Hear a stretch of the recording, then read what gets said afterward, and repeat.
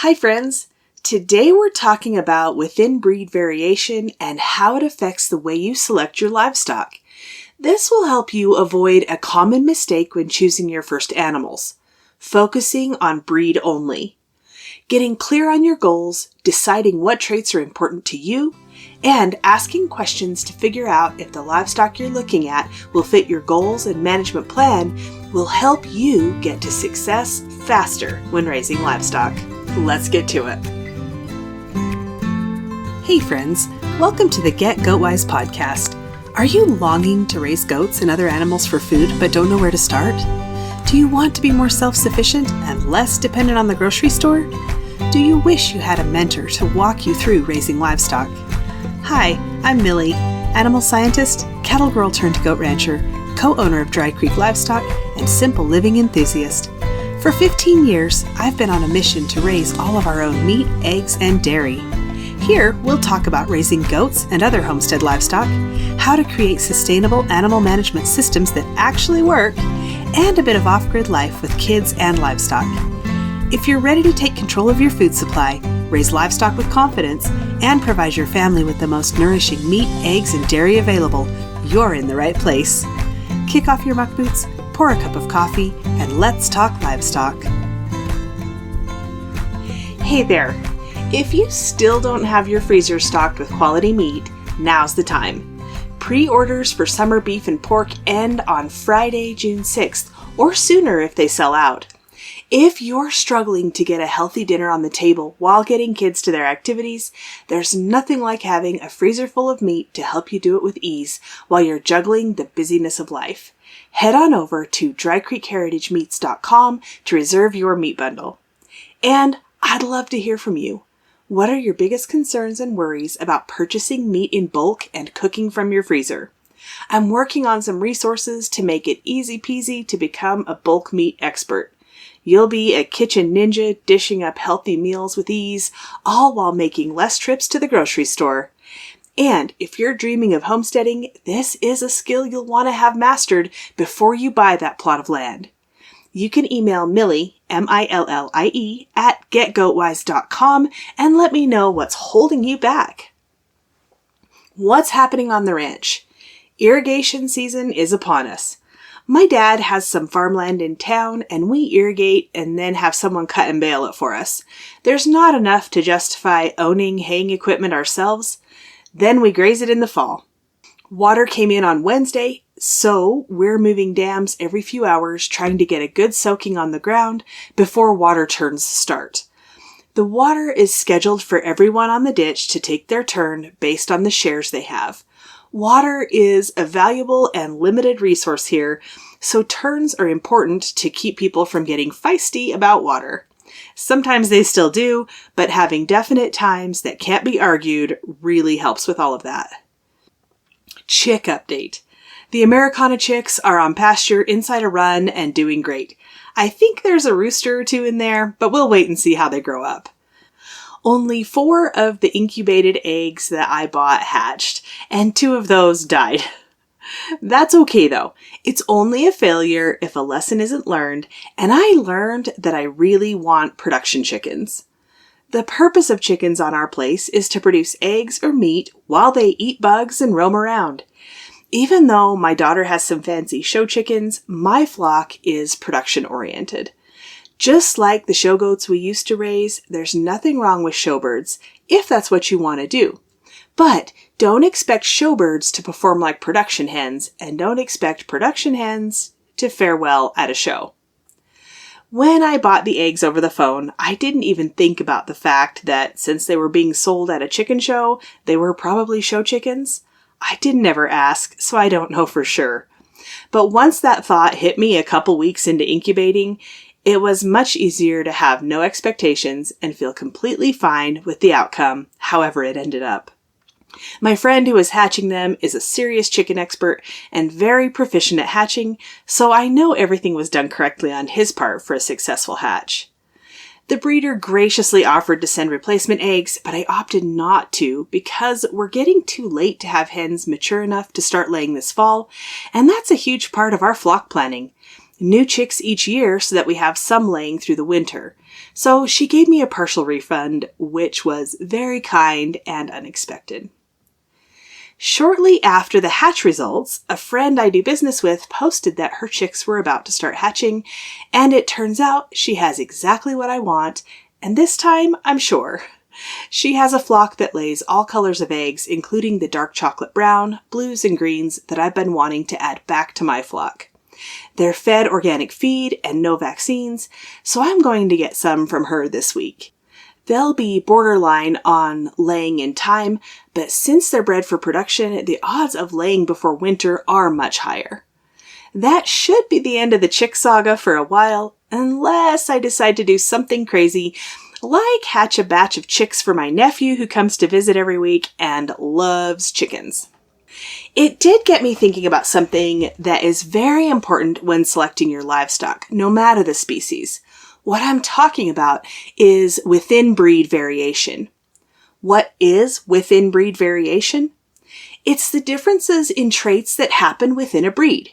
For example, boar goats. Boar is a breed of goat, and within the boar breed, you will find everything from very large-framed goats to small-framed, very muscular to light muscling, extremely high milk production to very low milk production, excellent udder structure to poor udder structure, very good mothering instinct to poor mothering. That's just a handful of traits, and each of those, along with others, can be present in any one genetic line of goats. So this can get confusing in a hurry. How does this happen? When breeders select for specific traits in their breeding program, other traits are given less value and sometimes even ignored. That's not bad, it's just selective breeding. And depending on your purpose, some traits will be more important to you than others. However, if you're new to livestock and looking to buy your first animals, this can be a real issue. Let's use boar goats for the example here because I've raised both extremes and can speak from experience. Let's say you've done your research on breeds and decided you want to raise boar goats. So you do a Google search and look up boar goat breeders in your area. You visit one, the goats look great, and you think that this is the place to get them. You might luck out and get goats that fit your plan and goals, or you might have just purchased a very big problem. If your goal was to find a good show wether for your kids' 4-H project, and this breeder was a show goat breeder, you'll be pretty happy. But if your goal was breeding stock for commercial meat goat production, you might end up very disappointed if you purchase from the same breeder. This goes the other way too. Commercial meat goats don't usually do very well in the show ring, but they'll outperform a show goat in productivity year after year. Whenever breeders of any species focus on one particular trait like muscling, milk production, eye appeal, bone structure, or a host of others, improvement is often made at the expense of other traits like structural soundness, maternal instinct, ease of birth, fertility, udder structure, and demeanor. Because there are so many breeders and each one has different goals, there will always be a wide range in within breed variation. Back to the boar goat example. Boar goats have a reputation for having low milk production and being poor mothers, but you can't beat them when it comes to muscling, except for myotonics. That's the general breed reputation for boar goats. Having raised both show quality boar goats and commercial boar goats, I can say that is completely true and very much not true at the same time. I've had boar goats that hardly produced any milk and some that outproduced my dairy does.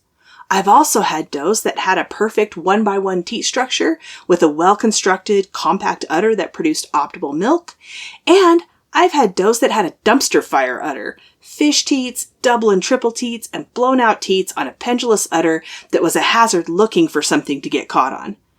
I've had some does that pushed out babies and walked away, having no mothering instinct at all. We've also had does that were so protective they would take you out when you tried to weigh or tag their kids. Powerful mothering instinct. On the muscling side, I've had boar goats that were almost freakish in their muscle pattern, perfect for the show ring, and others that were just average muscling. The point is that seeking extremes in any one trait will ultimately lead to problems in other areas. Those Bordeaux that produced the phenomenally muscled show kids, they can be kind of hard to get bred.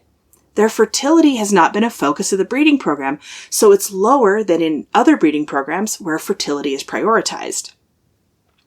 If you've been around here very long, you know I'm very production-minded, seeking optimum and moderate traits, and our management system has moved closer and closer to the way nature intended every year.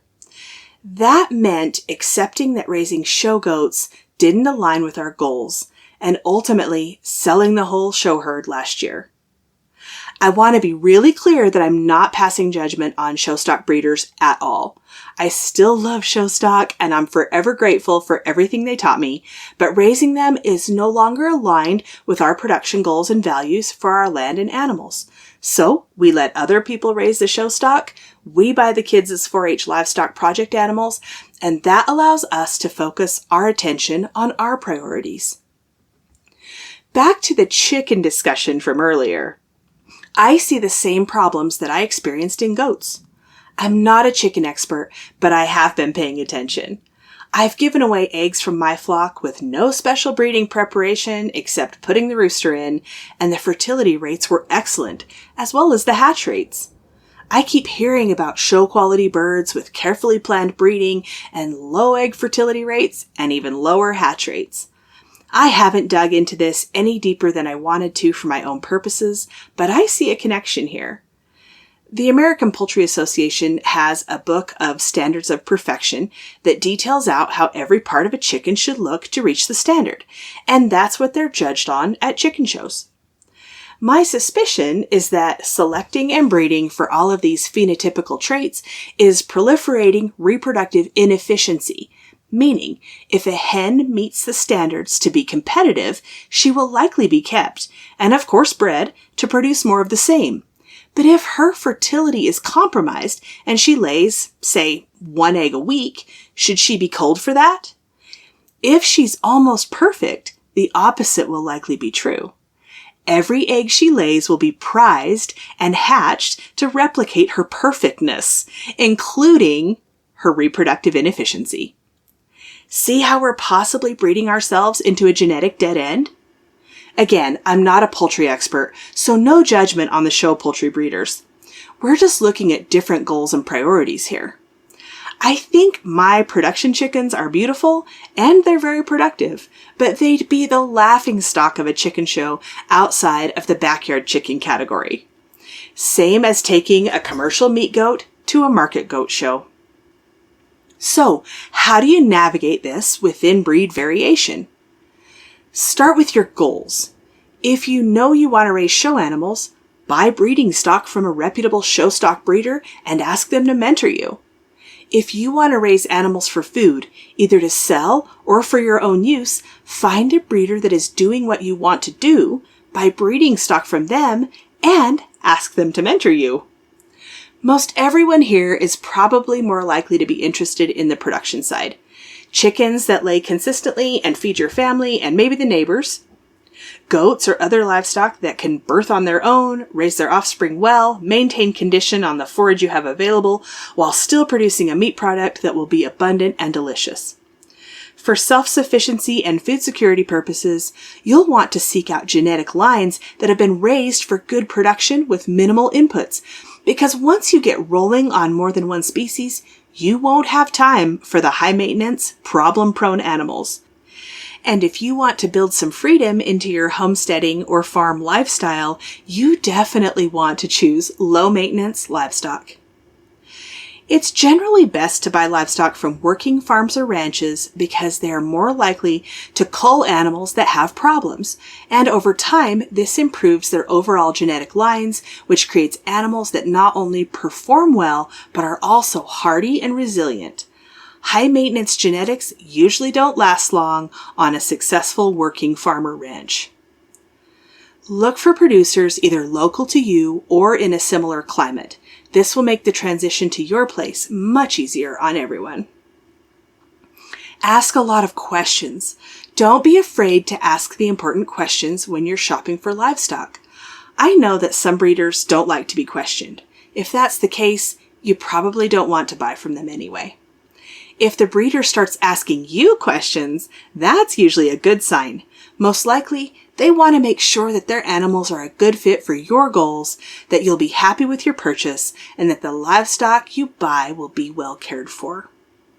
In summary, all livestock are not created equally, and within-breed variation can actually be greater than variation between breeds. Do your homework, research your breeds, but also be knowledgeable about the traits that are important to you and fit your goals. Ask lots of questions and be willing to take your time to find the right fit. It's always great to have a mentor, too. So, if your breeder is willing to mentor you, that's a great sign. I'm planning on reopening scheduling for coaching and strategy sessions soon, and that could be a good place to work up a plan if you're still unsure about what will work best for you. Make sure you're on the email list to be notified when that happens, and you can sign up at getgoatwise.com/insider. I hope this episode helped you understand within breed variation and why it's important to consider when selecting your livestock. See you next week. Hey there, thanks for listening today. I'm so glad you're here.